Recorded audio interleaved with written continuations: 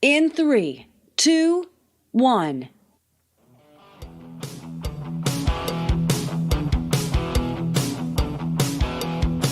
Hey everyone, welcome to Talking Headless. I'm your host, Paul Greenberg, and it's time to break it down and build it up.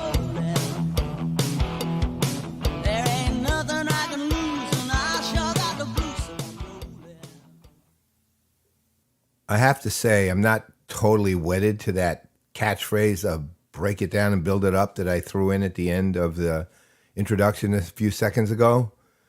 But I want a catchphrase, so maybe you can help me find one. You know what I do. I mean, those of you who know me know what I do. And I'm going to lay out things. I'm going to strip them of hype. I'm going to rebuild them around what's actually valuable. And I'm going to provide, I hope, some fresh thinking on how to actually do things and how to look at things. So I'll leave it to you. If you can come up with a catchphrase that works for me, not only will I attribute it to you, but I will also figure out some sort of prize that I'll give you. Now, before we get into the show, there are a number of changes I'm making that you'll see reflected this time. Rather than 4 segments, I'm going to go to 3 segments. And part of that reason is very simple. The last show was an hour. This one needs to be shorter. And from here on, it needs to be shorter. I originally wanted 30 minutes. I'm guessing, at least initially, I'll start with about 45 minutes, but we'll see by the end of the show what it all adds up to. But it won't be an hour. Second, segment 1, which was the news, is actually a little more catch-all than that. In that, I might discuss something in the news. I might give you a perspective on a trend or something going on that is noteworthy that I want to point out. I might tell you a story that has a universal lesson, which is pretty much what I'm going to be doing today. That becomes more catch-all. Segment 4, which was yes or no, will be eliminated. Segment 3, which was the definition segment, will be replaced by what's called the People's Playbook. And what that is basically I'm going to be practical, right? I'm going to say, here's why whatever it is I'm talking about is something you need to do. Here's what it means. Here's the value. And here are 5 things you can do to get started in that. Sometimes there'll be general things. Sometimes there'll be highly specific things. Sometimes there'll be a mix of both.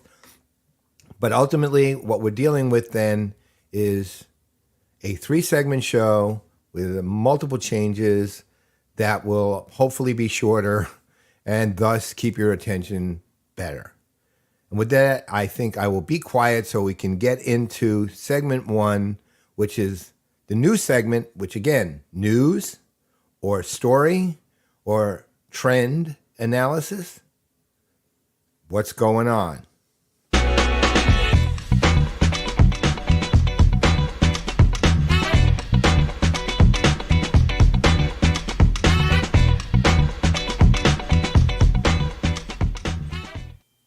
You know, beginning this segment, I wanted to start desperately because it's a great story. Well, let's say it's a story of both woe and redemption and horrific customer experience and surprisingly good customer experience and all kinds of elements. And I wanted to start with Paul Revere's Ride by Henry Wadsworth Longfellow, which has the opening 2 lines, "Listen, my children, and you shall hear of the midnight ride of Paul Revere." But unfortunately, given I had no time to kind of rejigger the poem, I couldn't figure out how to make it rhyme with QNAP, Deadbolt, ransomware, hard drive failure, and CX. So instead, settle down, kids. Have a I don't know, whatever you have that's non-alcoholic at whatever time you're listening. Make it warm because it's fall, although, you know, if it's not warm, that's cool too. And I'm going to tell you a story. On September 3rd, I was looking for a file that I needed to play, and all of a sudden, I noticed that it somehow had a suffix that said Deadbolt. I'm thinking, what in the world is Deadbolt?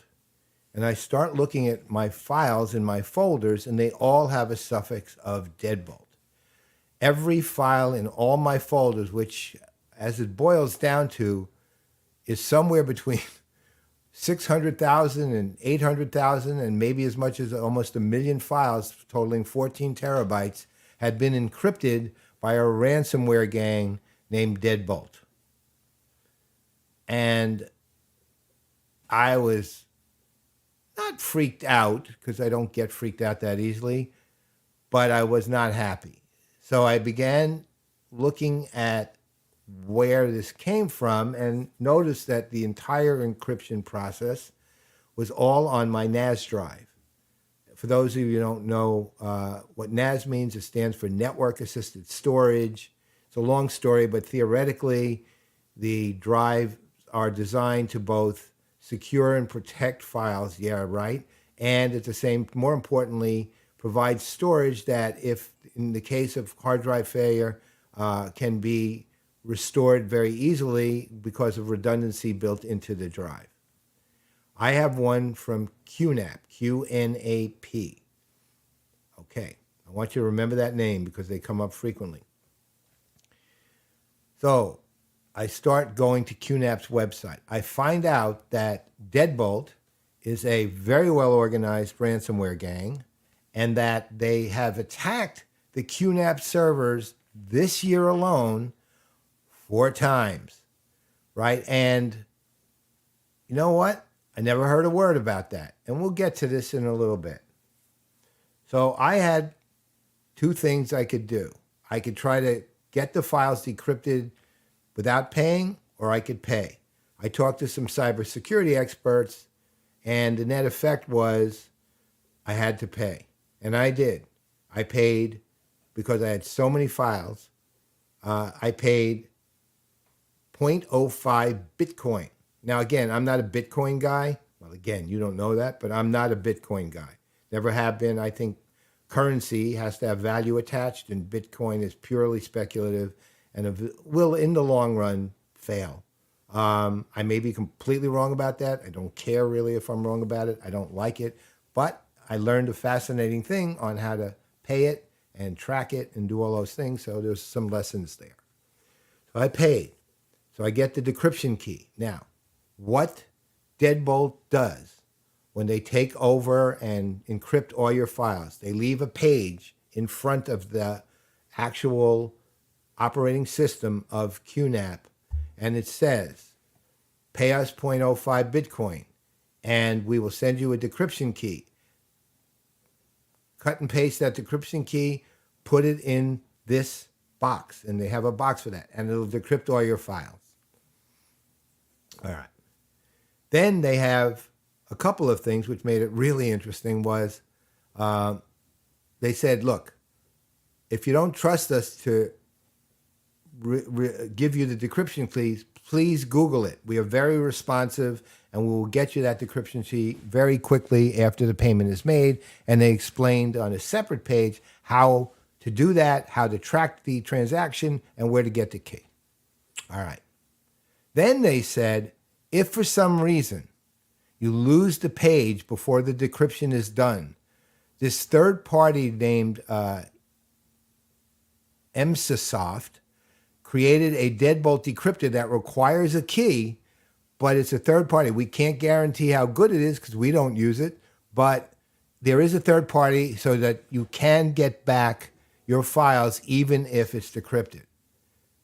Even if decryption isn't complete. And everything I needed to know and do, including where to track it on blockchain.com, where to get the Emsisoft key with the links, was there in front of the either on page 1 or on page 2 of Deadbolt's information pages. You had no way to contact them, but they made a point of trying to present themselves, yes, a criminal gang, trying to present itself as an honorable group. I'm sure they understood the business too, as they don't deliver decryption keys. Why would anybody pay them? So I pay them. I enter the decryption key. The decryption starts, gets to 114,000 files, says it's done. But then I go online and realize, no, it's not done. There's still tons of Deadbolt files here. And I find out why is my QNAP hard drives, literally 1 in a million coincidence, starts to fail. 2 of them. And QNAP pushes everything into a read-only status. So I have access to see them, but I can't act on them. And what happens is, of course, a decryption key that is working can't do anything, can't take action on a read-only file. So it's stopped at 114,000.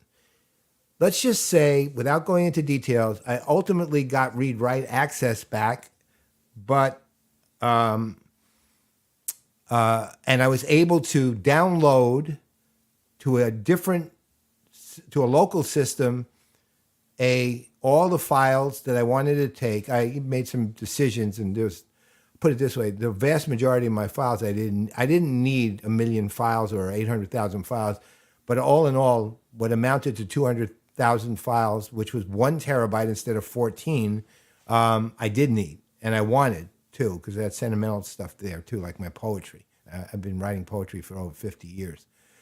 And so I download it, I get my files back, I do all the decryption. But here's the deal. I send a query to QNAP on Facebook, never hear from them. Because in the past, when I've had to query them, they've never responded on support with any speed. Here's the other side, though. I also went through all the emails I've ever received from QNAP, and I've had QNAP servers for 10 years. And not one of them ever said, hey, we have been attacked by a ransomware group called Deadbolt. All they do is they put up a security bulletin on their site, which of course you're not looking for because you don't know that you're being attacked or you've been attacked already. And by the time you see that, it's too late. I've not had one single email about anything but here's our new product, might be interested in buying it. They take no, and here's the other side. They don't apologize. They take no responsibility. And you have a lot of these entitled, I know more than you engineer types. And again, I don't know if any of them are QNAP engineers. These could be QNAP people who just are in their community forum. But these engineers, when people are saying, what do I do? And their arrogant response is, oh, well, you're what do you think QNAP can do? You're responsible for your own file backups and security, which is true. However, QNAP's responsible for not providing continuously exploitable software that allows Deadbolt and other ransomware companies like QLocker to get in there and keep encrypting thousands and thousands of their customers' file systems. And QNAP, again, no proactivity at all, nothing. Non-responsive when it's urgent. They don't care. The irony of this was QNAP, non-responsive, no proactivity on the software, no accountability from their end. Engineers who are fanboys, who are just supporting them in an arrogant way and not looking at the liability that QNAP has. I mean, look, attacked 4 times in 1 year by the same ransomware gang? Come on. The irony here is very, very funny because my customer experience with the ransomware gang, Deadbolt, was better than my customer experience with QNAP. QNAP, non-responsive. Deadbolt, all the information I need. Look, they're a criminal gang. Okay, they should be indicted, arrested, thrown in jail. They should be destroyed. Okay, and I have no qualms about that. But I have to tell you, in the funniest thing I saw the entire week is I appreciated their CX more than I ever came close to appreciating anything about QNAP's failure. CX, big fail for QNAP. But think about it. The ransomware gang, Google us, you'll see we're trustworthy. And they had my decryption key in 2 minutes after the transaction was made. Again, criminal gang, indict, throw in jail, just so people don't think I'm, adopting the means of my oppressor, the Bettelheim syndrome. I'm not.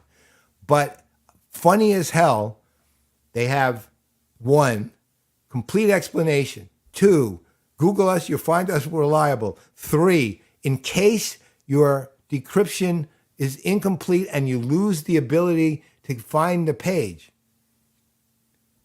there's this third-party key with a link to that. I mean, far better. And the irony is QNAP decided to update the system and move the page, right? So nobody could find it, even after they paid. No, I found it, but I was hit with the hard drive failure, so I had to deal with that first.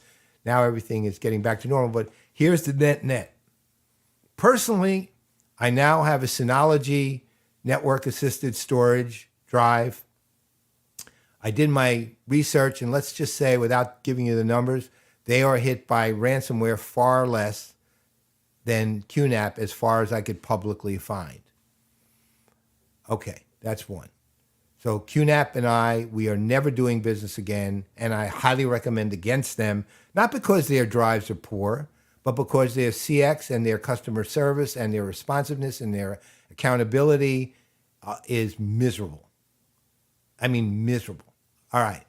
2, the lesson here is if, in fact, you are hit by ransomware and it's due to exploitable software, when you have engineers who have left that exploit, then you know what you do?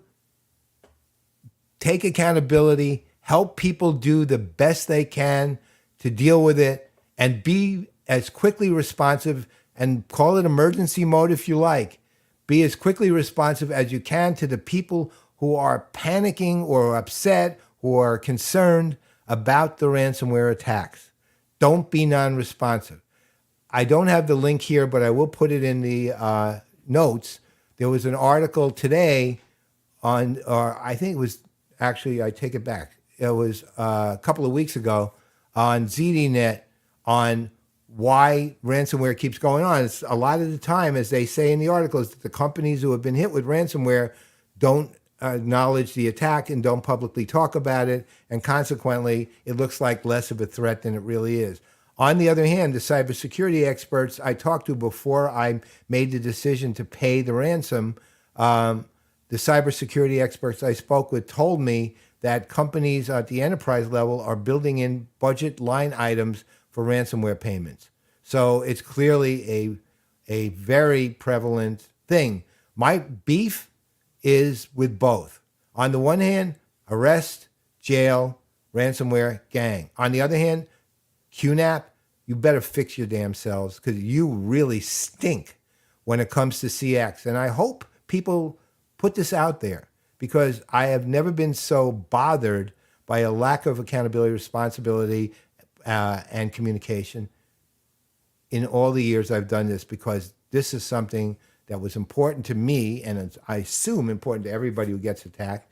And yet QNAP just is not responsive. Luckily, there are 65 pages on the Deadbolt attack in QNAP's community forum because there's been so many attacks that people know what to do about it, and that helped me a great deal. So, children, that's the story of QNAP, ransomware, hard drive failure, and a CX when the criminal gang CX is better than the company that had been attacked CX, and their just absolute disregard for their customers. And that's it. So if you have any questions, let me know. Meantime, I'm going to take a short break, swallow some water, and we will move on to taking it to the wire. What they used to tell me every day, caught a few along the way, don't be afraid if you gotta lose one. I'm trying to take it higher, the boy is on fire, you preaching to the choir, you know that. Never been a liar, the boy is on fire, I'll take it to the wire, you know that. Today, I'm talking about CRM Watchlist 2022 winner with distinction, Oracle. Second in the series of why they won. I think before we actually start getting into why Oracle won, we got to get ahead of something which occurred actually in 2022 in the years. It wasn't impacting the watch list submission from late last year. And that's the big cuts announced at Oracle, which many of you have heard of about roughly a month and a half to 2 months ago.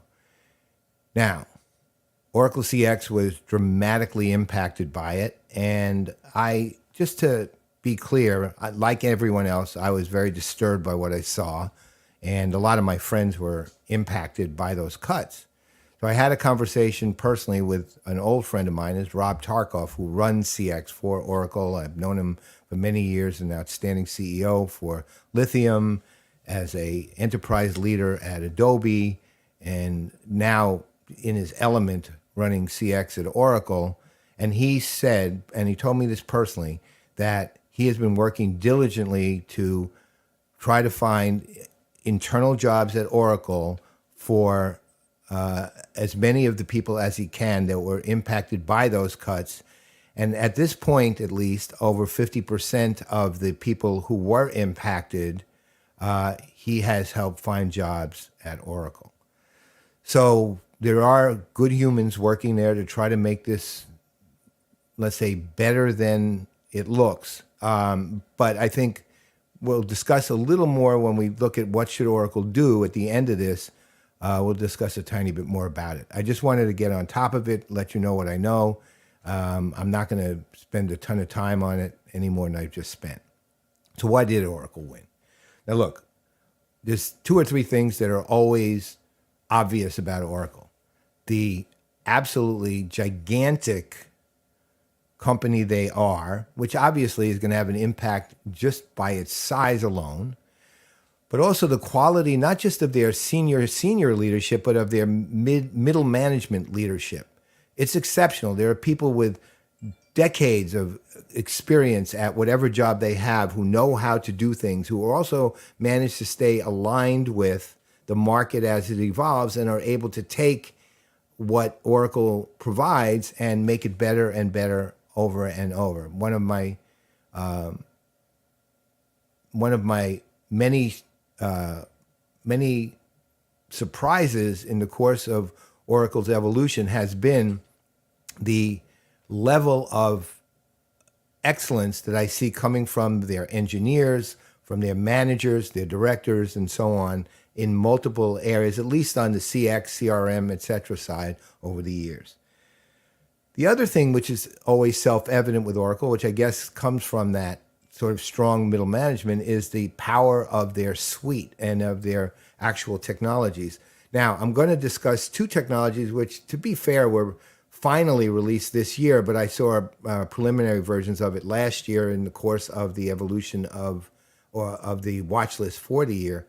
And they are remarkable and are indicative of the quality of the CX suite, which is the Fusion Marketing and Fusion Sales applications. Look, like any other marketing and sales applications, they do what you would think they do. The marketing does campaigns, it does all the things that you do, and it takes into account the different types of marketing that are out there, ranging from account-based marketing to experiential marketing to to influencer marketing. It takes all of that into account. But and on the sales side, of course, it does what you would expect. It takes leads, it converts them to prospects, it manages opportunities, it manages accounts, et cetera, et cetera. But what makes them powerful is 2 things which are perfectly aligned with both the enterprise world and even the mid-market world, not as much on the small business side, which is, on the one hand, the combination of Fusion Sales and Marketing aligns sales and marketing and has all the processes and business rules and triggers and notifications built in so that sales and marketing can work in alignment around a common set of goals, around common rules of engagement, and at the same time won't be stepping on each other given the different cadences that sales and marketing normally operate at.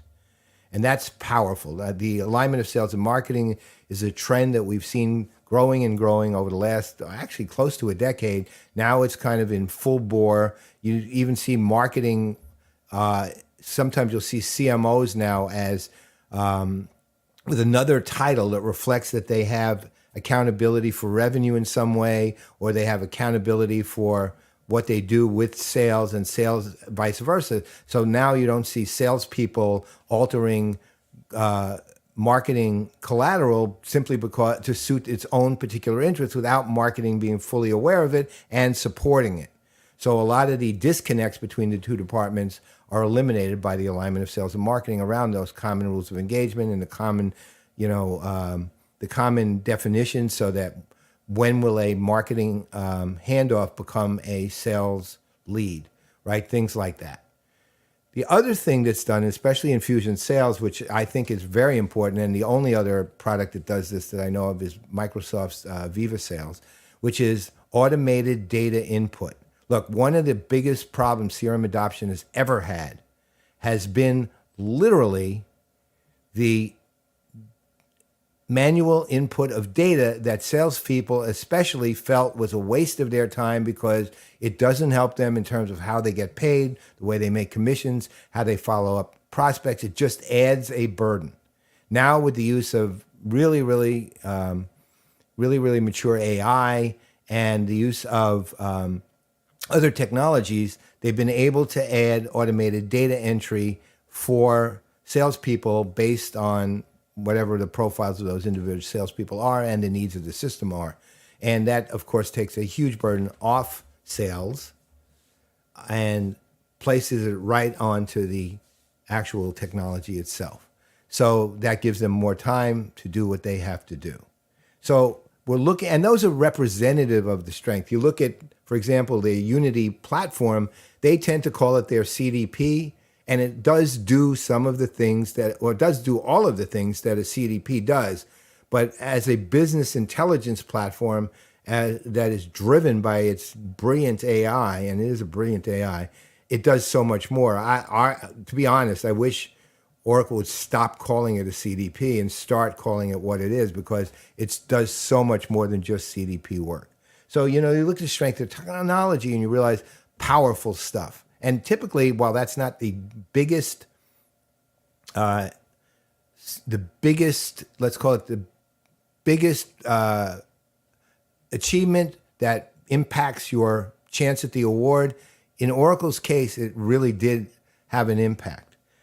Other things that had impact, for example, and one is their very strong vertical presence, their incredibly good work with partners, and they will operate with partners that are theoretically competitive with them. So for example, they partner with Five9.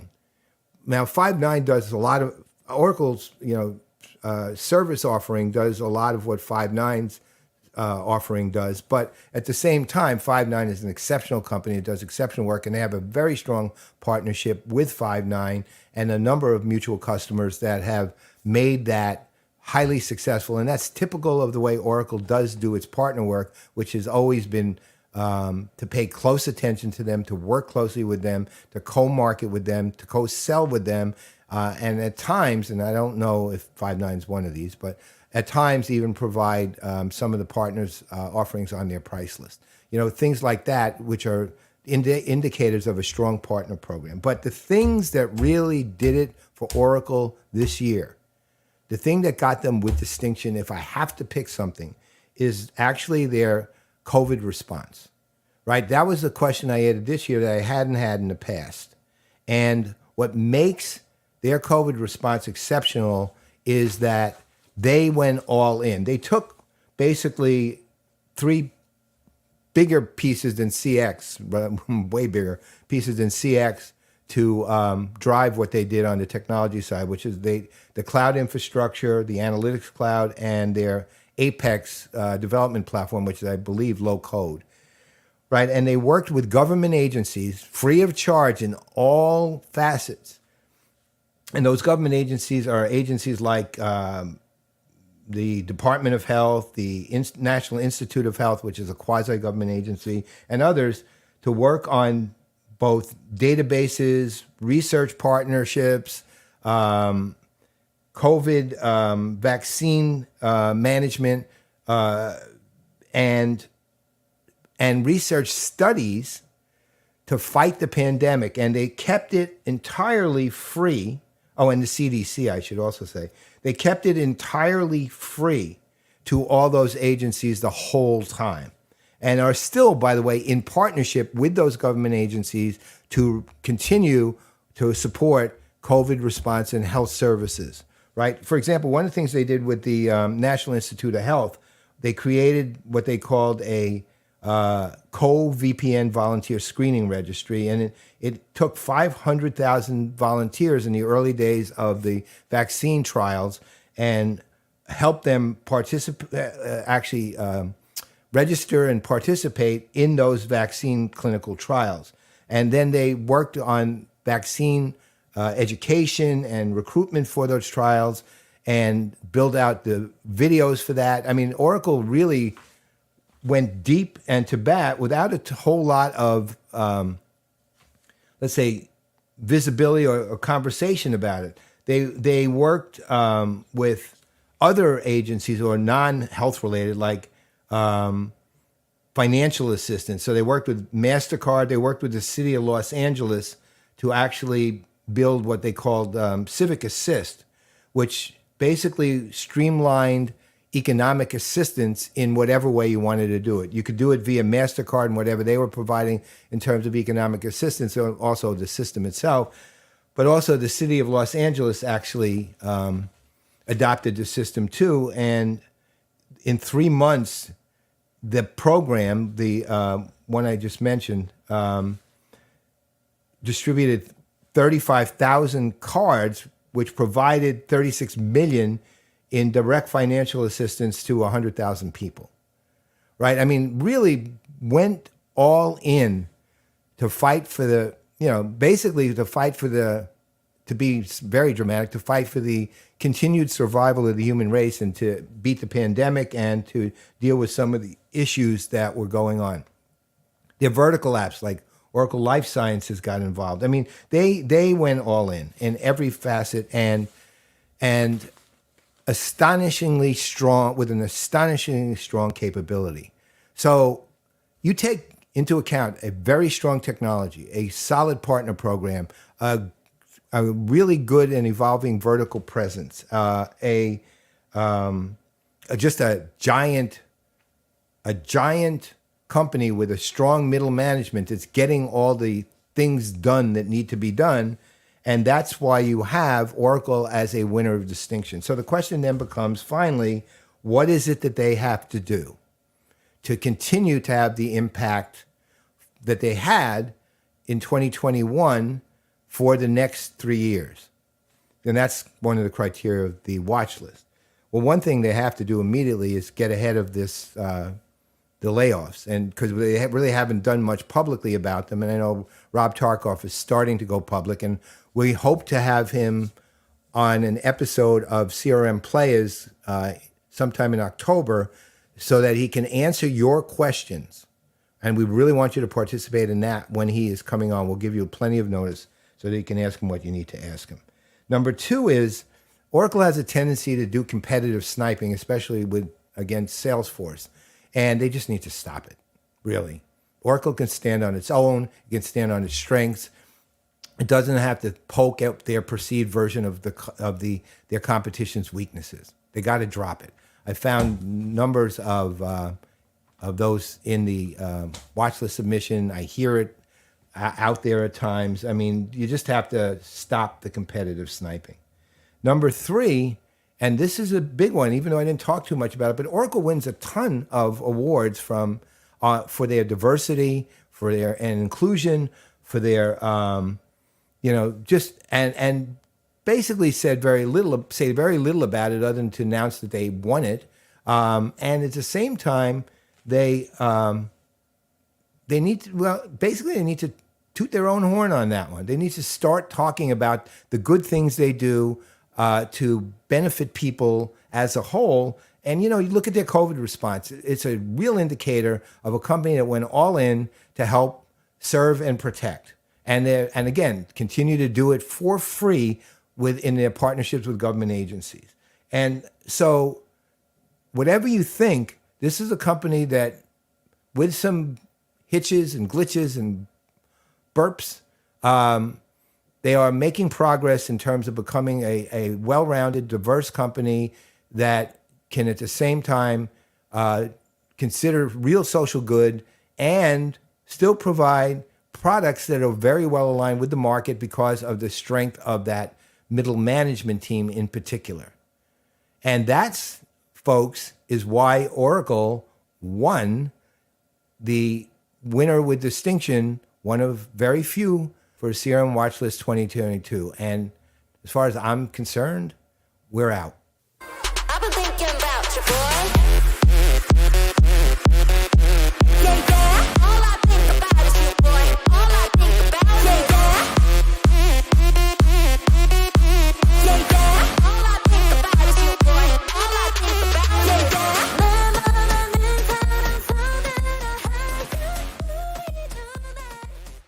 This is the People's Playbook. Okay, that was overly dramatic, but this is the People's Playbook. And what we're going to be doing here is why you should be doing something and how to do it. And we're going to make that very straightforward and simple. And today we're going to start with the first topic ever on episode 1 on launch day. And that is, what is thought leadership and how do you start approaching it and doing it? First, think of it this way. You're a company. You provide products and services most likely to people, other companies, but ultimately to human beings who will be using them. Now, what is your primary job as a company? If you answer selling products and services, you get away with it, but that's not really right.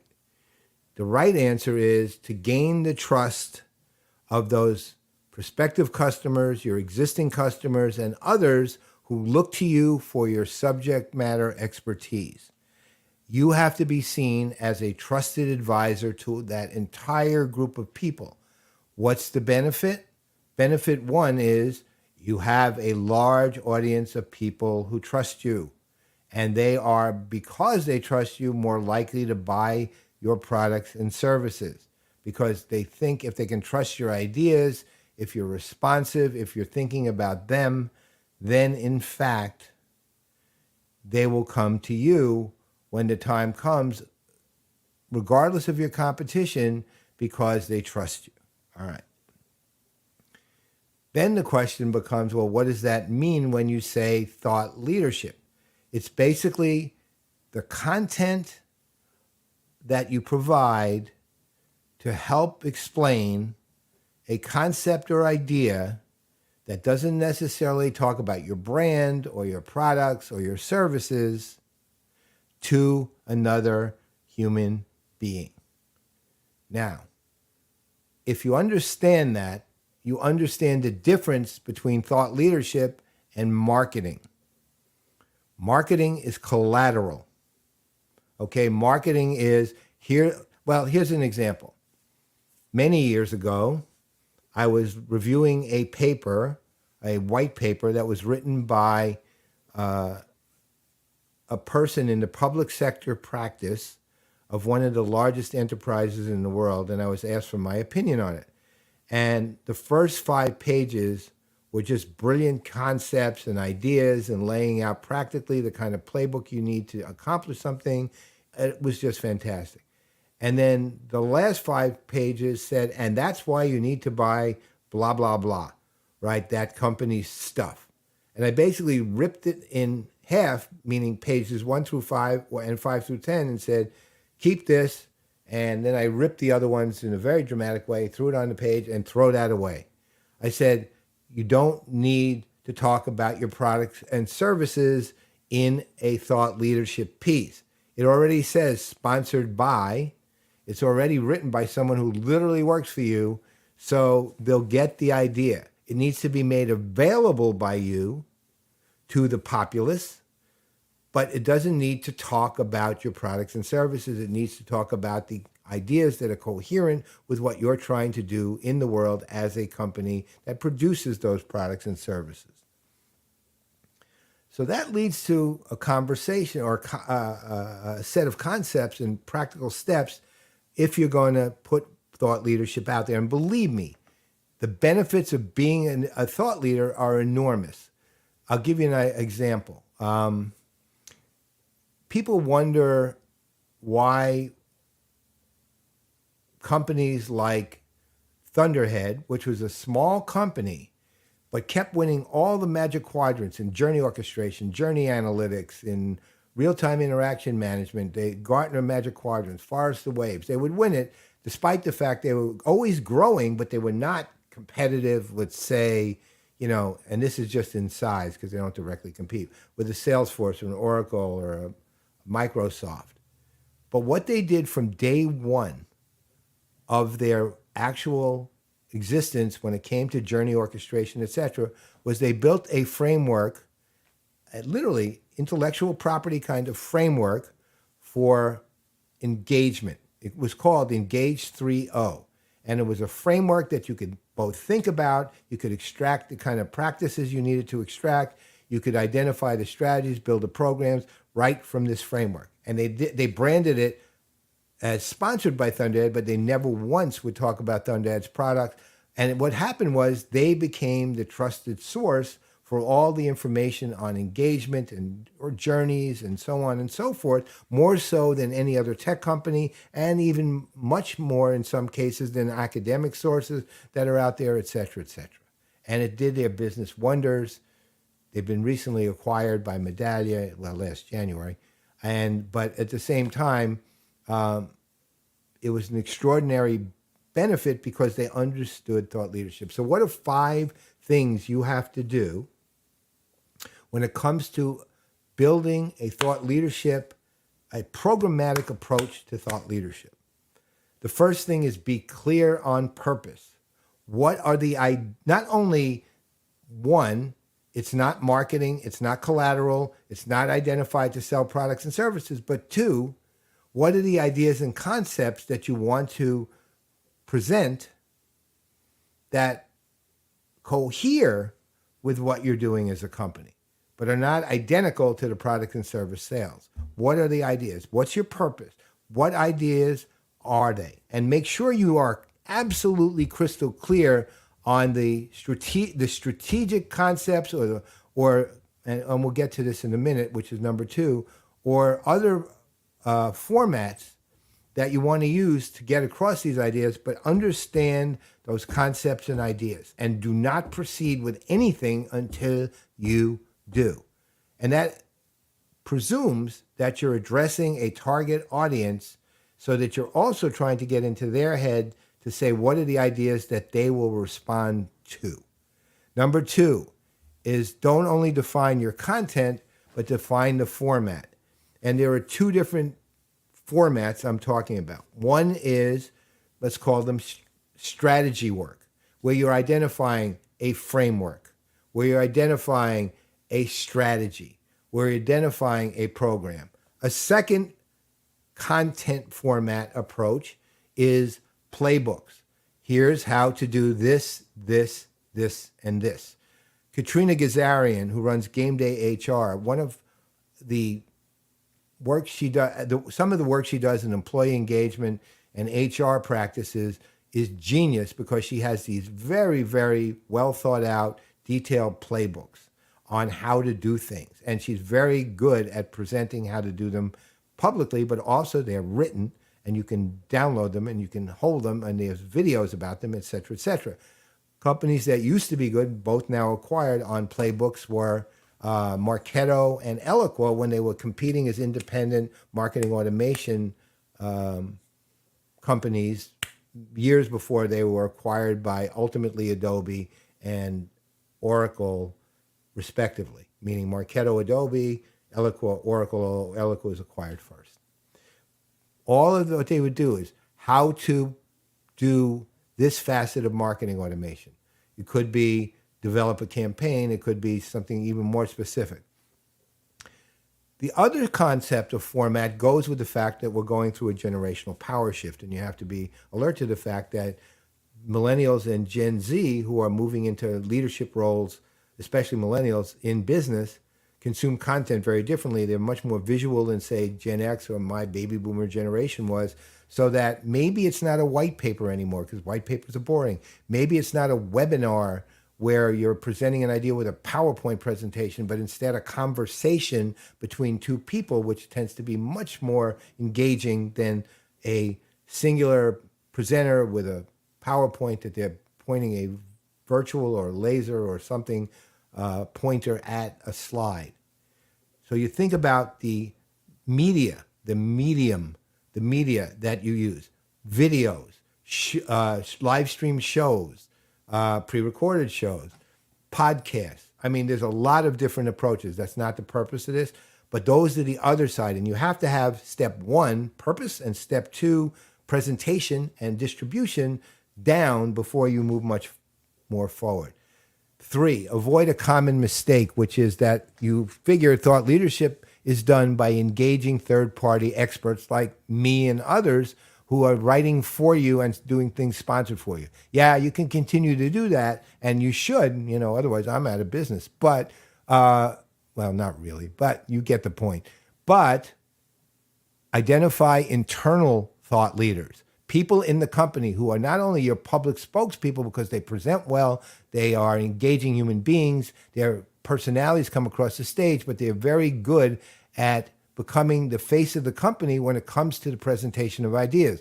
Sometimes that's the CEO, sometimes it's a CMO, sometimes it's a chief evangelist. It could be a number of different people at a number of different levels. It could be a marketing manager who just happens to have that kind of knowledge and stage presence. But you identify them and you support them and you get them out there to present. And yes, keep working with external thought leaders, but create your own internal thought leaders who become the public face. Number 4 is be strategic and programmatic. Now, we talked about the strategy a little bit because you're identifying purpose and content format and media formats and so on and so forth. But then you have to have the program for distribution. And I say strategic meaning overarching, but programmatic meaning identify a period of time that you have a campaign, so to speak, or a set of conversations that you want to have in public that will provide you with the visibility you need to get out the ideas you have so that the population can engage with you in a way that provides them with trust of you. And finally, number 5, don't be boring. Use your sense of humor, man. Ideas don't have to have massive gravitas. They just have to be useful and valuable, important, and people need to be able to identify with them. And sometimes that takes humor. Other times that takes just conversations. But don't be boring. I mean, a lot of thought leadership historically, you read white papers, man, they're just, oh my God, they're abstract, they're academic. And I don't mean academic. Well, I do mean academic in a poor sense. There are a lot of academicians who are very good. But realize you're dealing with actual human beings who have personalities and want to feel happy about things. And you know what? Oracle did a study where they were looking at happiness and they found, I think the number was, and don't hold me to this, but 76% of the people who see something humorous are far more engaged with that than other forms that are out there. So don't be boring. And again, I've given you some ways to think about it. Stay tuned on this podcast. Watch Engaged with Paul and Kenny. Watch CRM Players. Watch some of our other shows.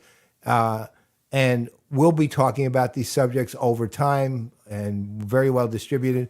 And you know what? We're pretty funny people. So that's it. That's what the People's Playbook is this week, is how to when it comes to thought leadership. And I will see you with the closing segment in just a few. I'm done. I'm ready to leave. So this is Paul Greenberg. This is Talking Headless. And that is the end of episode 1 at launch, September 26, 2022. I'll see you in a couple of weeks.